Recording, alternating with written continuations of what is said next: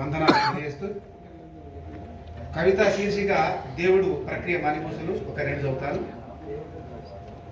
త్యాగ నిరతి పాటించి న్యాయంపుగా యోచించి మెలిగే నరుడే దేవుడు దుఃఖితులను సేవించి బాధితులను పలుకరించి వారి వ్యతలు నిలువరించి బ్రతికే నరుడే దేవుడు పేదోళ్లను సహకరించి జాతి హితము నాశించి దేశభక్తి చాటించి ఎదిగే నరుడే దేవుడు ప్రదాతగా జీవించి.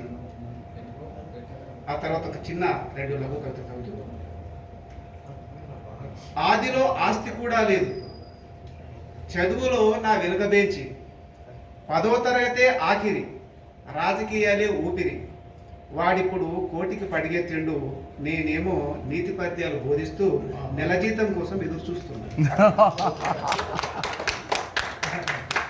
మధ్యాహ్నం పూట దగ్గరికి చూశాను, ఒళ్ళంతా చెమట తినుకులతో భూతల్ని పూసిన మట్టి పూతలతో కడుపు ఎండిన బావిలా ఉంది.